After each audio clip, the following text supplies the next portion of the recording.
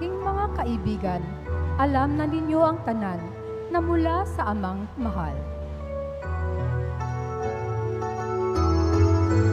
Hallelujah, hallelujah, hallelujah, hallelujah, hallelujah, hallelujah, hallelujah, hallelujah.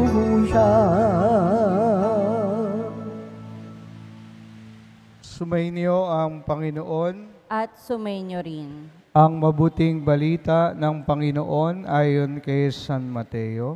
Papuri sa iyo, Panginoon.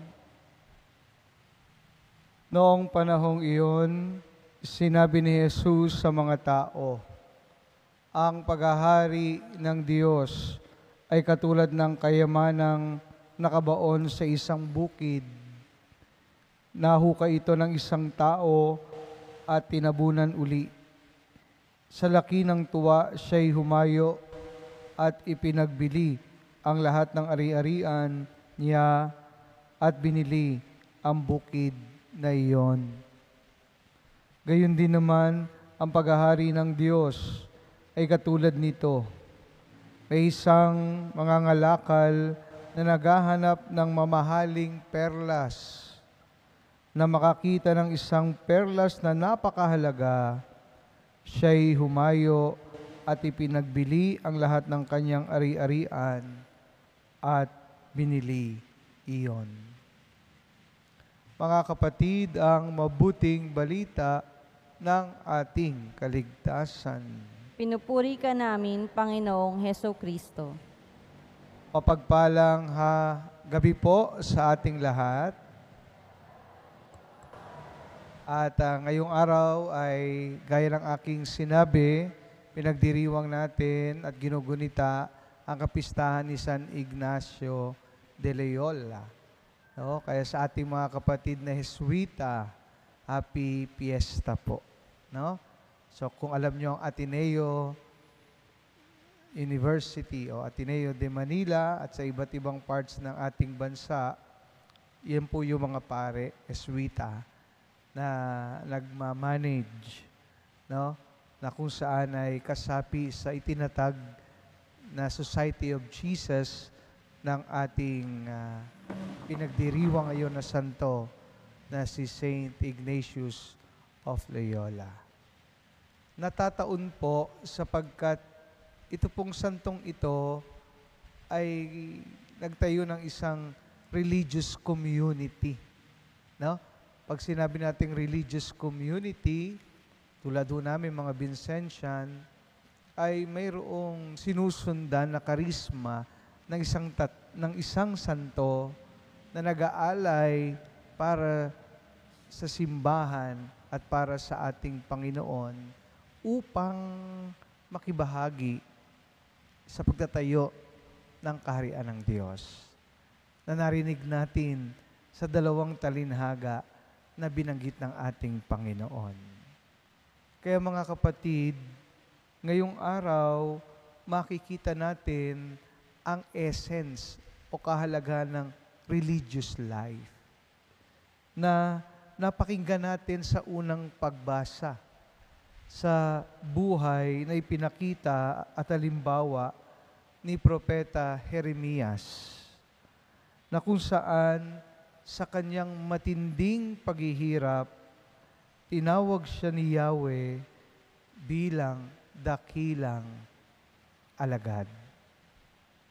At sa ating Ebanghelyo, mayroong dalawa na na-encounter ang tao na kung saan pinagbili nila ang lahat na meron sila para lamang mabili nila ang bukid at yung merchant ay yung malahalagang mamahaling perlas.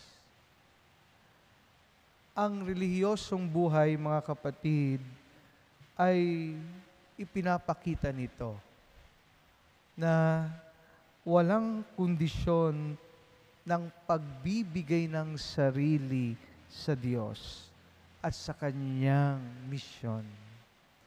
Kaya si San Santo Ignacio de Loyola, no po, may kaya rin ho yan, sundalo po at magandang buhay, pero tinalikuran. Sinurrender ang kanyang magandang buhay dahil lang nakilala niya si Jesus na dinescribe sa talinhaga na mamahaling perlas at yung naitanim sa bukid na mahalagang bagay, pinagpalit niya sa magandang buhay na walang kondisyong sumunod sa ating Panginoon. Dahil dito, mga kapatid, ganito rin ang hamon sa atin. This is also true to anyone, not just to Saint Ignatius of Loyola, not only to the consecrated persons, but for all of us. Kung minsan po, sinasabi natin, mahal natin ang Diyos. No? Nang without reservation.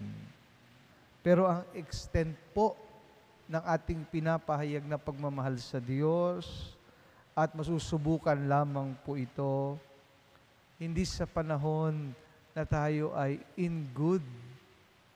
In other words, in the good times of plenty. Ibig sabihin, sagana. But masusubukan po ito sa mga momento o pagkakataon ng ating buhay tulad ni Jeremias na tayo po'y nag-i-struggle at the same time call for extreme sacrifice. Kaya kung pag nararamdaman po natin yung iba na hindi nakakakuha ng katarungan o di kaya tayo rin, di natin makuha inaasahan natin, parang ang dali nating hindi mahalin ng Diyos. Parang ang dali nating sisihin or mag-quit tayo sa trabaho at misyon na ipinagkaloob at pinagkatiwala niya sa atin. Kaya ang hamon na mga pagbasa ngayong araw, ang buhay ni Santo Ignacio ay muling nagpapaalala po sa atin na ang Diyos na pinaniniwalaan at minamahal natin, dapat mamahalin natin ng walang kondisyon. Kailangan nating isurrender ang mga bagay at balakid upang ito'y maisagawa at maipakita ang pagmamahal at tunay at dakila nating paniniwala sa ating Diyos. Kaya ito po'y nananawagan ng unconditional love. Hindi dahil tayo ay mabuti, kung hindi dahil ang pinaniniwalaan nating Diyos ay karapat-dapat sa pagmamahal natin. Dahil siya'y nagmamahal ng walang kapalit at kondisyon. Kaya para siyang perlas with a great price. Para siyang kayamanan sa bukid na itinanim na kung saan hindi natin pwedeng hindi makuha. No? At hindi natin kayang bitawan dahil alam natin na napakahalaga ng ating pagmamahal at pakikitungo sa ating Panginoon. Nakita po ninyo at narinig sa talinhaga ang paghahari ng Diyos. So kung gusto nating maghari ang Diyos, gusto nating maghari ang kanyang paghahari dito sa lupa, kailangan gawin din po natin ang part natin. At yun ay pabayaan siyang maghari sa ating buhay at puso. Unahin natin siya sa lahat ng bagay. Nang sa ganon, tulad ni Santo Ignacio de Loyola, maparangalan natin ang ngalan ng Diyos at ang lahat ng ating ginagawa ay para sa kadakilaan at ngalan ng Diyos. To the great and to the glory of God.